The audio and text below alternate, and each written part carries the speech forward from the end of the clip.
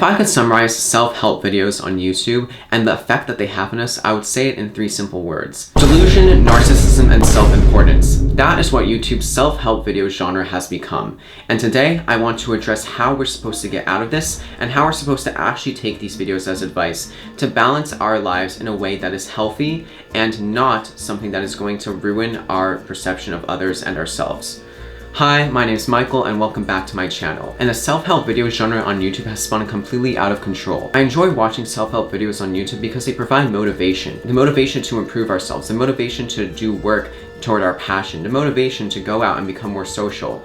But what these videos have a side effect of doing is making ourselves feel like we are better than other people. These videos promote something of narcissism, something of delusion. When we look at these videos of people telling us that we are a clown, that we are making mistakes, that we are doing something so inherently dumb, we get a sense of joy out of learning how to cut off toxic people, how to be the hero in these situations. But in reality, our life is much more nuanced than that. And the relationships that we have will never be perfect, despite the fact that we want to look out for all the red flags in relationships.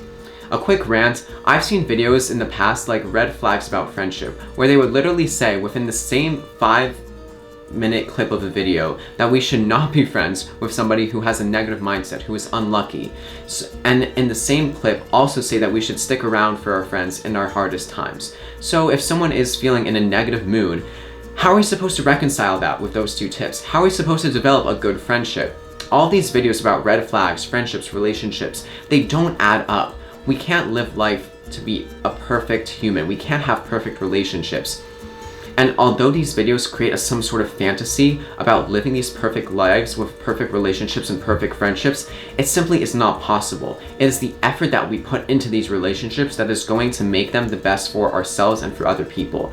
And it is time we humble ourselves and stop seeing ourselves as perfect for looking at these videos and wanting to improve ourselves, and understanding that we are also another human in this world simply trying to live a better life for ourselves and not put other people down in the process. I heard a quote recently that sums up the general premise as to why these videos tend to ruin our perception of others and our friendships and relationships with others.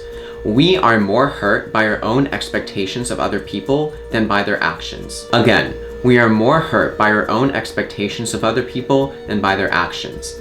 And if we think about it, these self-help videos telling us to look out for these dozens of red flags in people and to cut off any sign of toxicity in people is making us microanalyze every single action with our friends and putting us in this paranoid state of looking out to see if our friends are being toxic toward us. But in the end, it's literally not that personal and it's not that deep.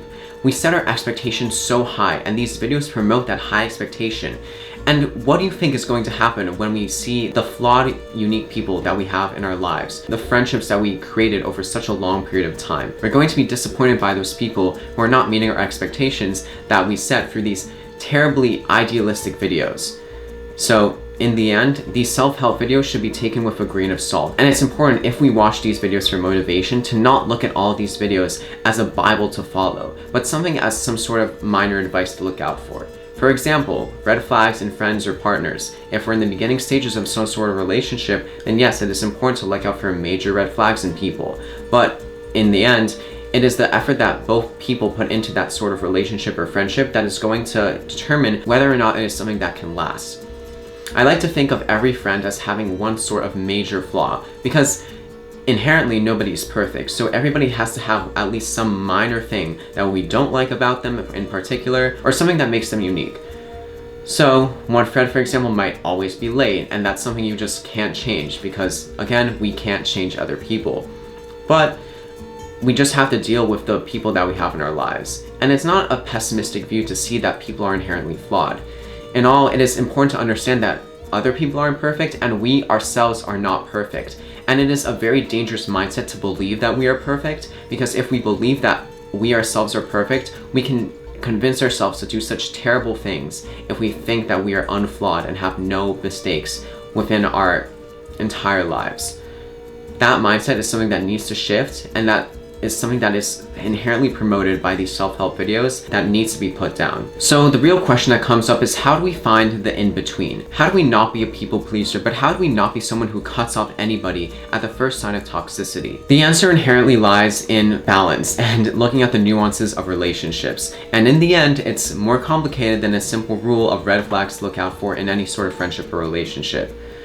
In the end, I went from being a people pleaser a few years ago to being in a very hyper-fixated era where I would look at texts and microanalyze all the actions that people were doing. When in the end, the main reason that we are in these sort of states is because we have different flaws about our mindset with other people. If we're hyper-fixating on all these minor things and being super paranoid, then the answer to that is to simply be more busy with other important tasks in our lives. But if we are a people pleaser, it's important to be able to learn to respect ourselves and set boundaries. So the balance that I found was being able to set boundaries with my friendships and the people I know in my life, while also being understanding of people and their situations. So if I have a good friend and they said they can't come to an event, then it's understandable that they have some sort of other obligation. But if somebody is always saying no to anything that I invite them to, then it's pretty clear that they may not want to be a friend. And when I say this, I don't mean 2 times. I mean multiple times in a row, and them simply not wanting to meet up with you is a clear sign that they may not want to be a friend anymore. So it's really taking the nuance and it's really looking at a situation with empathy and understanding, and that is how we create great friendships. That is how we create good relationships in our lives. So inherently, the balance that we must seek is the balance between understanding and self-respect and boundaries. All of those combine in a way to make ourselves an individual that is respected by others, but also an individual that is understanding of others. And when we treat other people the way we want to be treated, or with kindness and empathy, that is generally what we get back from other people.